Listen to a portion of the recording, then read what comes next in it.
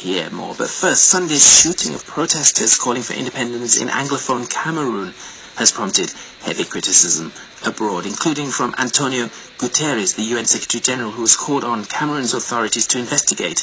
Amnesty International say at least 17 people were killed by security forces sent in from Yaoundé to the two regional capitals, Buea and Bamenda, on Sunday. In Focus this week, we've been asking, how did a protest initially about the predominance of French language become the burning issue that it is today? Well, let's hear what Balla has to say. He's leader of the banned Cameroon Anglophone Civic Society Consortium, the group that ignited the protests 1 year and 1 month ago.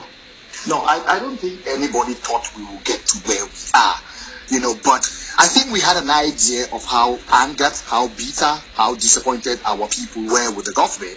I remember when we had a meeting in December in Bamenda with the Prime Minister when the lawyers were invited. I reminded the Prime Minister that they should take action to address the root causes of the Anglophone problem because people were bitter. And I reminded him that I am on the ground. What I see, the anger in people, if they don't find a lasting solution to the problems, it will degenerate into something else. And I had a television interview in the same December, and I told one of the government members who was on the team, I told him that today we are talking about federation and nobody is listening. When you would come to discuss this very federation, the people would no longer be willing to discuss that. I raised that issue. So it's not very surprising that we are where we are, because I think that the anger, the disappointment in our people is a lot. But okay, something that started as a protest against the imposition of French language and about the federal or unitary, versus unitary system of government, it's now become cause for secession. But back then in October, did you see that today people would be calling for secession? Well, the independence movement is not new to us as a people. We've had the Southern Cameroon's National Council, which has been clamoring for independence through dialogue and diplomacy for at least 20 years, so it's not new. It's just that the momentum has changed. The younger generation have gotten into it, and I think as a result of the failure of the unitary government to address the problems that we face as a people, the second-class status that we face as a people, the marginalization, all of them, in a very holistic way, has angered the people, has increased the problem, and today there are people on the street who are now calling for independence. And as you know, today there are people calling for secession, people calling for independence, but there are also Anglophones saying, no, secession is not the solution.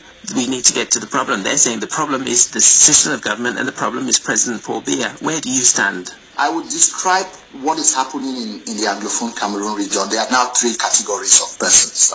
There are those who still are apologists of the unitary state. There are those who want federalism, and there are those who want independence.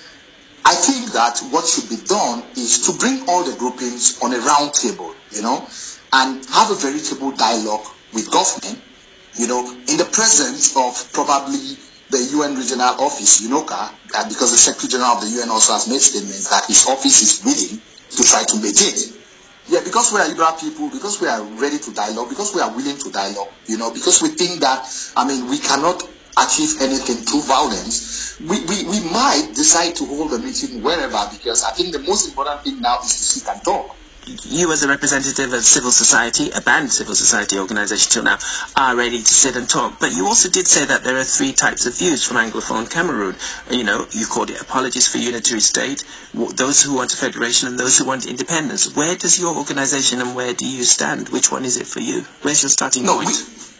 Our starting point is for a federation. For the time being, we think that a federation is the best option. A federation would, addresses the problems faced by the Anglophones, and it's between the independents, those coming for independence, and those for the unitary state. So a federation is in the center, and I think that it could be a win-win.